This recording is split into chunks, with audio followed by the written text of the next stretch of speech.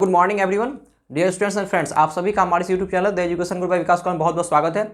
चलिए आज की क्लास स्टार्ट करते हैं। आज हम लोग जो पढ़ेंगे वो टॉपिक है पॉलिटिकल साइंस का, हमारे कॉन्स्टिट्यूशन से रिलेटेड है। लिस्ट ऑफ शेड्यूल्स यानी अनुसूची, यानी हमारे संविधान में जितनी अनुसूची है उसके बारे में पढ़ेंगे। तो हमारे संविधान में टोटल पहले जब संविधान लागू हुआ तो उस समय 8 अनुसूची थी, अभी वर्तमान में 12 है। तो अभी हम लोग आज पढ़ेंगे 12 अनुसूची के बारे में। तो 12 अनुसूची में क्या क्या बातें लिखी है उसके बारे में पढ़ेंगे। तो सबसे पहले फर्स्ट शेड्यूल। तो फर्स्ट शेड्यूल में हम लोग में लिखा हुआ क्या मेंशन है, name of states comma UT and its jurisdiction, यानी राज्यों के नाम लिखे हुए हैं। यूटी मतलब यूनियन टेरिटरी, केंद्र शासित प्रदेश के नाम लिखे हैं। उनका ज्यूरिसडिक्शन मतलब अधिकार क्षेत्र लिखा हुआ है कि किस स्टेट और यूटी का अधिकार क्षेत्र कहाँ से कहाँ तक है। तो पहला स्टेट में आपसे एग्जाम में पूछा जा सकता है या कहीं भी कि हमारे संविधान के कॉन्स्टिट्यूशन के फर्स्ट शेड्यूल में क्या मेंशन है, तो आप कहेंगे name of states UT and its jurisdiction. आइए सेकेंड शेड्यूल में देखते हैं क्या है। फर्स्ट हो गया, सेकेंड में है allowances privileges emolument of high officials, example president, governors, speaker of Lok Sabha, supreme court जजेस, ईटीसी एटसेट्रा। यानी सेकेंड शेड्यूल में जो बड़े बड़े हाई ऑफिशियल्स हैं यानी डिग्निटरीज हैं, उन सभी लोगों के वेतन, भत्ता और सुविधाएं, उसके बारे में वर्णन है। ठीक है। थर्ड शेड्यूल में देखते हैं हम लोग, इसमें है oath and affirmation of union ministers, MP, CAG, high court जजेस, ईटीसी एटसेट्रा। सभी का नाम लिख पाना संभव नहीं है, तो समझ लीजिए कि जो जितने भी डिग्निटरीज हैं उन सभी के शपथ, ओथ मतलब शपथ और प्रतिज्ञा। तो ओथ एंड एफर्मेशन मीन्स शपथ और प्रतिज्ञा, जितने भी हाई ऑफिशियल्स हैं उनके शपथ और प्रतिज्ञा के बारे में वर्णन है। तो इस तरीके से हम लोगों ने फर्स्ट शेड्यूल, सेकेंड शेड्यूल और थर्ड शेड्यूल देख लिया।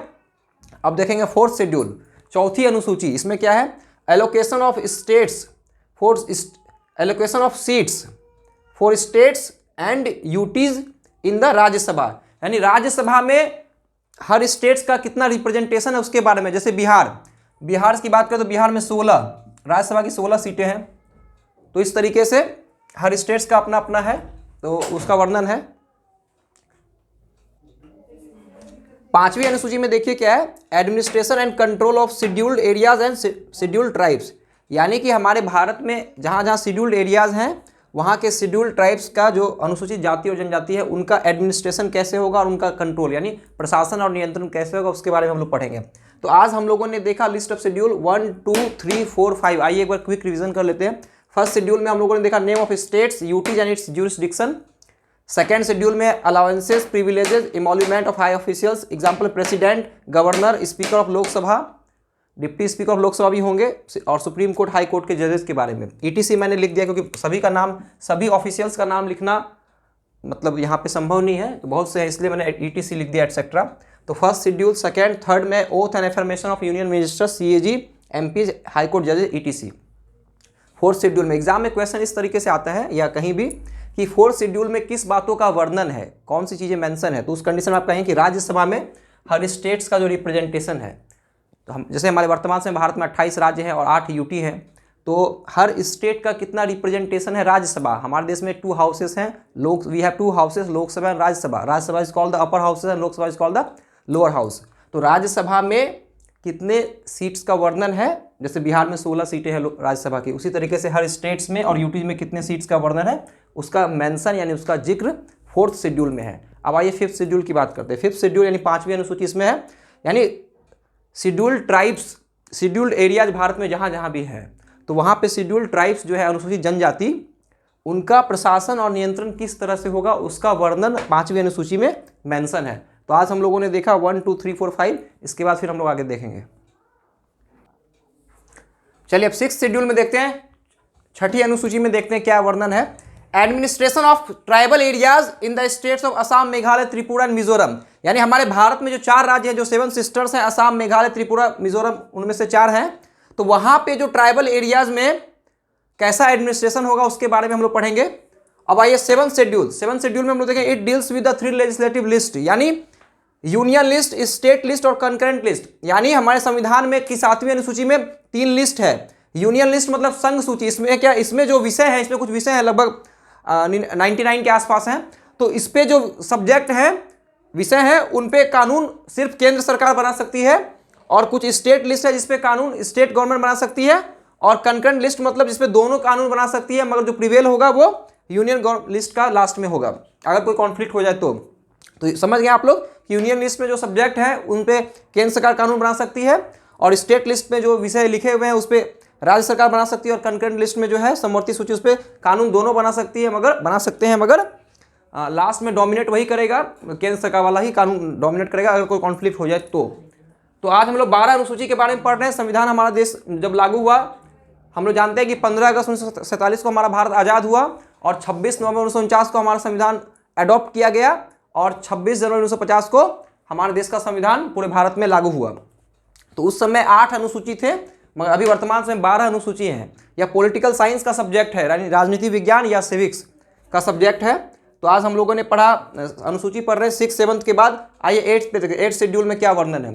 तो हमारे संविधान में 22 भाषाओं को रिकॉग्नाइज किया गया जिनको मान्यता प्राप्त है। We have 22 official languages recognise by the constitution of India. तो 22 भाषाएं हैं, उसमें से सभी की लिस्ट मैंने यहाँ पे लिख दी। एग्जाम में अक्सर इस तरह से क्वेश्चंस आते हैं और ऐसे भी जानकारी के लिए आवश्यक है। असमीज, बंगाली, बोडो, डोगरी, गुजराती, हिंदी, कन्नड़, काश्मीरी, कोंकणी, मैथिली, मलयालम, मणिपुरी, मराठी, नेपाली, ओडिया, पंजाबी, संस्कृत, संथाली, सिंधी, तमिल, तेलुगु, उर्दू। 4, 8, 12, 16, 20, 2, 22 लैंग्वेज हो गई। इसमें से कुछ मुख्य देख लीजिए आप लोग, जैसे कि अक्सर लोग कंफ्यूज करते हैं। हिंदी हमारे संविधान में है, इंग्लिश नहीं है। उर्दू, हिंदी उर्दू है। उसके बाद आप देखिए जो कुछ मुख्य भाषा है जहां से क्वेश्चन अक्सर आता है, मैं संस्कृत, यानी भारत की हिंदी है, उर्दू है, प्रथम मातृभाषा हिंदी, द्वितीय मातृभाषा उर्दू, और संस्कृत जो कि विश्व की सबसे प्राचीन भाषा है वो। तो हिंदी, संस्कृत, उर्दू हमारे 22 भाषाओं में है, इंग्लिश नहीं है। आप लोग याद रखेंगे, कई बार क्वेश्चन पूछता है उसमें इंग्लिश को इंक्लूड कर दिया जाता है कि 4 भाषाओं में बताइए कौन सी भाषा है हमारे संविधान के 22 भाषाओं में से इनलिस्टेड है, रिकॉग्नाइज है कॉन्स्टिट्यूशन ऑफ इंडिया में।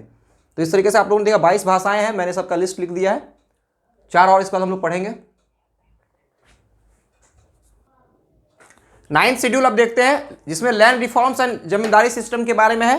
10th शेड्यूल में देखते हैं डिसक्वालिफिकेशन ऑफ एमपीज मतलब मेंबर ऑफ पार्लियामेंट, जिनको हिंदी में सांसद भी कहते हैं, and state legislatures on the ground of defection. यह 52वां अमेंडमेंट करके 52th अमेंडमेंट करके 1985 में जोड़ा गया, और इसको एंटी डिफेक्शन लॉ भी कहते हैं। एंटी डिफेक्शन लॉ मतलब दल बदल कानून। तो डिसक्वालिफिकेशन एमपी यानी हमारे जो देश में एमपीज हैं, जो लोकसभा और राज्यसभा में जो मेंबर्स होते हैं उनको एमपी कहा जाता है। तो जो एमपी होते हैं और जो स्टेट लेजिस्लेचर है यानी राज्यों की जो विधानसभा है, उन लोगों को अगर डिसक्वालिफिकेशन करना होता तो यह वर्णन है 10th शेड्यूल में। इसको एंटी डिफेक्शन लॉ भी कहते हैं। यह 52वां संशोधन करके 1985 में जोड़ा गया,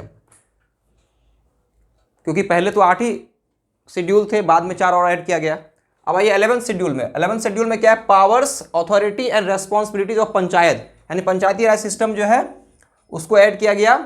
इसमें 29 सब्जेक्ट से 73rd अमेंडमेंट के द्वारा 1992 में 1992 में इसको ऐड किया गया, जिसमें पंचायत के पावर क्या है, अधिकार क्या है, उनके क्षेत्र क्या है, उनकी जवाबदेही क्या है, उनका कार्य क्या है, इसके बारे में वर्णन है 11वीं अनुसूची में। और 12वीं अनुसूची में powers, authority and responsibilities of municipalities यानी नगर पंचायत के बारे में। इसमें 18 सब्जेक्ट है, इसमें 29 सब्जेक्ट, यानी पंचायत में ज़्यादा सब्जेक्ट है 29, इसमें 18 यानी 11 कम है, 29, 18। और ये 73rd अमेंडमेंट पहले पंचायती राज की व्यवस्था के बारे में हुआ, फिर 74th अमेंडमेंट 1992 में। साल दोनों का सेम है, ऐड किया गया, मगर अमेंडमेंट ये 73 संशोधन है और ये 74th अमेंडमेंट है। 29 सब्जेक्ट, इसमें 18 सब्जेक्ट। तो आज हम लोगों ने पढ़ा, काफ़ी इंपॉर्टेंट क्लास थी आज के लिस्ट ऑफ शेड्यूल्स के बारे में, यानी अनुसूची के बारे में। हमारे संविधान में देखिए 3-4 चीज़ें जो अहम है, हमें पढ़ने काफ़ी आवश्यक है। जैसे आर्टिकल, हो सकता है आने वाले वीडियो में आप लोगों को पढ़ाएंगे आर्टिकल के बारे में। हमारे संविधान में आर्टिकल्स में अनुच्छेद पढ़ना आवश्यक है। शेड्यूल जो कि मैंने आज पढ़ा ही दिया 12 शेड्यूल्स के बारे में, और पार्ट, ये 3, और लास्ट में एक मान लीजिए अमेंडमेंट। हमारे कॉन्स्टिट्यूशन में, संविधान में ये 4 चीजें पढ़ना काफी आवश्यक है। आर्टिकल्स, जिसको हिंदी में कहते हैं अनुच्छेद, ये पढ़ाएंगे आने वाले वीडियो में, अपकमिंग वीडियोस में। और शेड्यूल्स मतलब अनुसूची, जो कि आज मैंने 12 अनुसूची के बारे में पढ़ा दिया, तो एक टॉपिक आप लोगों का हो गया। फिर पार्ट के बारे में पढ़ाया जाएगा। पार्ट मतलब भाग, 25 भाग है अभी वर्तमान समय में हमारे संविधान में। और अमेंडमेंट, जो अब तक लगभग 105-6 अमेंडमेंट हुए हैं भारत में, उसके बारे में भी आप लोगों को पढ़ाया जाएगा। तो ये पॉलिटिकल साइंस का सब्जेक्ट है। एग्जाम के पॉइंट ऑफ व्यू से भी काफी इंपॉर्टेंट, और डे टू डे लाइफ में हमें जानने के लिए भी काफी आवश्यक है। हमारे देश के हर सिटीजन ऑफ इंडिया को यह पता होना चाहिए, देश के नागरिक को, कि हमारे संविधान में कौन सी मुख्य बातें हैं। इतना अगर हम लोग को पता होगा तो हम लोग अपने कॉन्स्टिट्यूशन, अपने राइट्स के बारे में अवेयर रहेंगे, आई होप आप लोगों को आज की वीडियो काफ़ी अच्छी लगेगी। आप सभी दोस्तों, छात्रों, महानुभाव का हृदय से धन्यवाद जो इस कार्यक्रम को काफ़ी ईमानदारी से देख रहे हैं और अपना सहयोग कर रहे हैं। आप सभी लोग इसी तरह से हमारे कार्यक्रम पर बने रहिए और अपना सहयोग करते रहिए। आप सभी लोगों का बहुत बहुत धन्यवाद। Thank you.